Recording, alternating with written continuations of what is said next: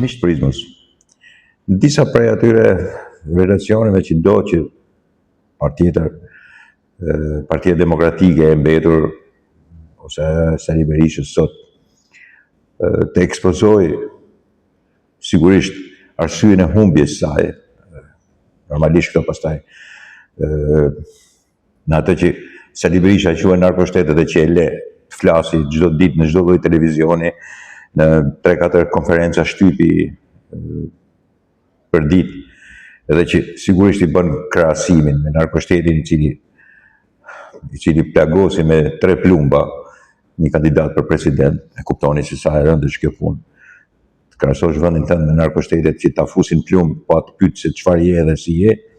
Megjithatë, ajo që duan të arrijnë është që në një farë mënyrë të organizojnë, të nxisin një pjesë të djathës evropiane ose partive popullore evropiane që të marrin në një nisëm për të bërë një farë mënyrë atë që konsiderohet nxjerrje në fokus jo të mirë të shtetit majorancës në Shqipëri. Kjo është ideja e Sali Berishës dhe shtyr duke bërë numërime e rinumërime, duke mirë se akuzoi demokratët që shiten. Sipas Sali Berishës, sipas logjikës tij, është shitur 300.000 demokratë ke socialistët, janë blerë dhe shitur. Se kjo është akuza që bën. Po tjetra është se akuzon edhe komisionerët e vetë që janë shitur, ke Partia Socialiste e ke majoranca, dhe pastaj akoma më tepër i akuzon po këta komisionerë që ja kanë futur njëri tjetrit, duke përzgjedhur, duke marrë para, kanë marrë 2 herë para, sipas Berishës, edhe Partisë Demokratike të tij, edhe nga Partia Socialiste që kanë bërë fitoren, edhe nga vetë ata kandidat në listat e hapura, dhe 2 herë para këta, e nxjerr Partinë Demokratike në dritën më të keqe të mundshme, që shitet e blihet në mënyrë ekstremisht të pamoralshme. Po ky është morali i Sali Berishës, nuk është morali i demokratëve.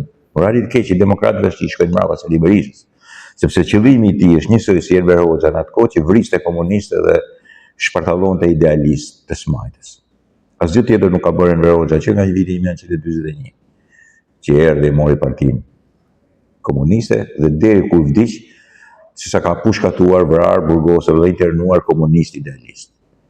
Po këtë punë bën edhe Sali Berisha, i cili është dishepulli i tij, trashëgimia e tij më e sigurt, edhe ditët e sotme, deri në 2025, e ka filluar 1990 dhe 2025 po këtë punë bën. Degradon, denigron, i bën të shitshëm edhe të pamoralshëm gjithë demokratët që shiten, ke socialistët dhe që shiten dhe ke njëri tjetrin, sidomos në rastin e listave të hapura. Është i jashtëzakonshëm në mënyrën më tragjike të përdorimit të ideologjisë së shmendur, edhe që unë e quaj folk bolshevizëm. Vetëm ata sillen në këtë lloj mënyre. Tash ajo që dua të them dhe që të analizoj është kjo. Pse kur partia që ka Sali Berisha nuk mund të jetë parti e djathtë? Nuk mund të jetë parti e djathtë sepse nuk ka parimet e partisë djathtë. Nuk ka leadershipin e demokracinë e brendshme. Në partitë djathta sigurisht ka individualizëm, po ka leadership, po ka demokraci, ka liri. Ky gjithmonë i ka shkatëruar, i ka mbyllur zërat edhe ka krijuar parti klani, e cila nuk mund të jetë kurrë parti demokratike as parti e djathtë. Nuk ka parime konservatorizmi që rrjedhin nga e drejta e pronës të dikushme, e paprekur, por rrjedh nga Partia e Punës edhe nga instrumentat e saj dhe sidomos njerëzit e saj, një pjesë të madhe të gjithë komunistëve dhe themeluesit dhe vazhduesit e punës. Mjafton të përmendim që 2 komunistat e fundit që vazhdojnë të jenë në parlament janë Sali Berisha dhe Tritar Shehu.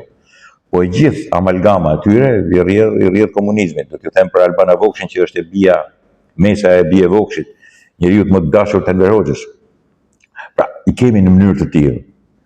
Në këtë rast, si mundën partitë popullore të quajnë konservator këta, kur bazamenti i tyre është jo majtist, është ultramajtist, është bolshevik, është komunist në themel. Njerëz të cilët sigurisht nuk mund të jenë kurrë pasues edhe pinjoll të aristokracisë së formuar deri në atë kohë në Shqipëri dhe pastaj të shuar të luftuar në mënyrë tragjike, jo thjesht edhe nga Partia Socialiste, por nga Partia Demokratike vetë. Ky i ndau edhe ballin kombëtar dhe legaliteti i ndau në ball kombëtar demokrat, legaliteti po ashtu i shujti të gjitha. Në këtë rast, ç'lidhje ka Partia Demokratike Sali Berishës me djathtën shqiptare? Është gënjeshtra më e madhe që ka ndodhur ndonjëherë në historinë e politikës shqiptare dhe shtetit shqiptar që me krijimin e tij në 1920 realisht, mas Kongresit të Lushit, duke mbajtur edhe pushtetin në Shqipëri, duke bërë shtet dhe pushtet nikosisht. Si mund të ketë bazament të djathtë dhe konservator një parti e cila jo vetëm është e formuar nga të tillë njerëz, por dhe nga palaçollëgët, nga marrëzia e ndrimit dhe aleancave që bëhen, jo thjesht me të majtën e midis të majtave, po thjesht me parimet e lumpen proletariatit, i cili nuk ka asnjë lidhje me aristokracinë, as me borgjezinë e fisnikëruar, qoftë edhe të rënë nga fiku, qoftë edhe të dëmtuar. Kush i pasoi këta nga pinjollët e mëdhej të top tanëve ose vërlacëve ose prej cilët prej tyre. Edhe ata i trahtuan. Ju ka mbetur një psikopat idiot që e turpron këtë punë duke u bashkuar me lumpen proletariatin dhe bolshevismin që quhet me emrin Alizoti. Në mënyrë tragjike. Të gjithë tjerët janë lumpen atje. Në mënyrë tragjike, njeri i tillë që thotë do t'ju ham të gjallë, në marrëzie sigurisht e fushatës elektorale. Kur ta vjedhin votat e njëri tjetrit, jo vetëm brenda partisë, po shtregojnë se janë parti konservatore, parti e djathtë, në cilin bazament të tyre dhe në kodekset të tyre përfaqësojnë të djathtën. Përfaqësojnë të djathtën sidomos për familjet, cilën moral familje kanë këta. Mos t'u bëj morale në dameve të grave, kudo që janë, familjeve të shpërthiqura që kanë. Në cilën pjesë i bëjnë këta moralista të jashtëzakonshëm. Pa e bukur është kur thonë për Soros, Soros është bashkëpunëtori numër 1 Sali Berishës. Soros e prunin pushtet Sali Berishën në 2005 me kopjen e tij. Të gjithë Sorosit, produktet Sorosit janë. E majtë edhe e majtë ekstreme, globaliste ekstreme. Dhe ato vazhdojnë ta përkrajnë, nuk ose e vazhdojnë edhe përkrajnë, edhe bëjnë rezoluta sepse nuk ju ka ikur mendja partive popullore të merren me Sali Berishën, duke e ditur që këmba e tij nuk mund të shkeli në tokën amerikane dhe britanike. Në dy vendet, po themi, demokratike të botës, më demokratike të botës. Këtë as që bëhet fjalë se mundet ta pranojnë. Dhe në anën tjetër kemi një parti socialiste që sillet në formën e djathtës. Sidomos me elementet edhe PPP-ve që bën ose ngritjes së një kapitalizmi i cili sigurisht pastaj ka shumë pak nota të sociale. Tashti ka filluar Edi Rama të përdori pak social, jo me pensionet e jo me mbrojtjen sociale. S'ka pasur fare. Sillet si një parti ekstremisht e djathtë. Apo korporatat edhe njerëzit e pasur që ka formuar. Pra kemi të bëjmë me një mashtrim të jashtëzakonshëm. Partia Socialiste e cila sillet si e djathtë është një parti folk bolshevike, në diskurs folk bolshevik, që marrin pushtetin me dhunë. Gjë e parë, që s'ka demokraci të brendshme, që nuk respekton individin, edhe kur flet, thotë po dëgjoj këtë, dhe njëkohësisht që flet me fjalë, jo për familjen, jo për mirëqenien e saj, dhe në vërtet punon kundra, siç kundër ka punuar kur është në pushtet. Çfarë djathtë është kjo? Cilat parime të djathtës ka kjo lloj partie e cila ka një komunist sipër. Një ish sekretar partie dhe një folk bolshevik. Në folklorizmin e tij mendor të prejardhjes, shumë të afërt folklorike që ka, të bashkuar, të ngjithur në mënyrë absurde edhe me bolshevizmin, me komunizmin shqiptar, me enverizmin asaj kohe dhe sidomos me parimet e stalinizmit, të luftës klasave dhe diktaturës proletariatit. Sepse kështu janë të formuar. Atëherë, si mundet besojnë edhe partitë e djathta, një lloj partie të tillë personale, të ngritur në kultin që i ngjan partive të Kim Il-sungut, të Koreas Veriut, dhe nuk e di, as në Kinë, jo, në Kinë dyshon pak. Çfarë djathtët është kjo? Çfarë djathtët mund të jetë kjo? Në origjinë krejtësisht e majtë, në veprime krejtësisht majta, dhe në folk bolshevizëm të papërgjegjshëm dhe të pandrejshëm kurrën e kurrës. Në këtë drejtim edhe investimet e tyre janë po kështu, edhe mentaliteti i tyre është kështu, po kështu ka përqenë shkolla atyre, dhe me që janë djathtë dhe fillun të bëjnë marrëzirat më të mëdha me universitetet dhe me shkollën, dhe me janë djathtë dhe shkatruan çdo gjë në shtetësi, u kthyen në lumpen e gjitha, dhe me janë djathtë dhe sigurisht po ndërtojnë gjëra të tilla i çun ke hesapet e tyre, duke shkatruar gjithçka, po ashtu me tokën. Kishin djathtë, kishin çuar tokën aty ku ishte. Në asnjë mënyrë ja dhanë lumpenëve të tyre, ja shpërndan. I prishën të gjithë raportet që kishte bota normale me pronën dhe pronare. Kjo është e djathta e Sali Berishës, kështu funksionon. Në këtë pikë kemi të bëjmë me vetëm një të djathtë në Shqipëri, me sektorin e saj djathtë që është Partia Socialiste, që sillet sigurisht me monopolet e saj, sillet me PPP-t e saj, sillet me jo kaq shumë ndjeshmërinë për sa i përket socialit. Ju thash vetëm vitet e fundit të shkujtuar që tjetë e tillë. Dhe sigurisht pastaj edhe me përcaktimin e vijës, duke pasur njësi me shumë parti djatha edhe nëpër Evropë edhe me shtete që drejtohen nga djatha nëpër Evropë.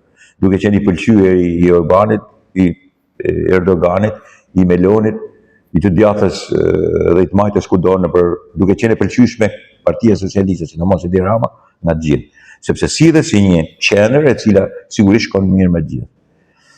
Dakord, miqtë e mi, ja këtë desha të trajtoj. Mashtrimin e madh për djathën edhe mashtrimin tjetër për të majtën. Dakord?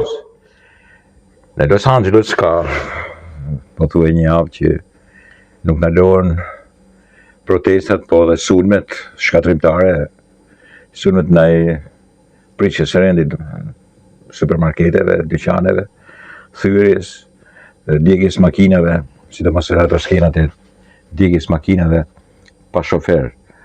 Edhe presidenti i Amerikës, edhe vetë guvernatori thanë që shiko prishni veprimin në hap të thirrjes makinave, sepse protestuesit i thrisnin këto makina, pastaj i diqnin. Po ngjarja filloi sepse federalet me anë të urdhit të Donald Trump, presidenti i Shtetit Bashkuar të Amerikës, ndaluan edhe bastisën shumë zyra pune ku kishte emigrant, zakonisht hispanik i quhen, meksikan po dhe latin në përgjithësi, me shumicë të jashtëzakonshme në Los Angeles, po të pa rregullt. E kishim fjalën për ato që janë në vende pune të cilat janë të paregjistruar ose janë të pa rregullt si koncepte të njeriu që punon. E gjithë këta do të kapeshin, do të ndaloheshin dhe pastaj do të deportoheshin.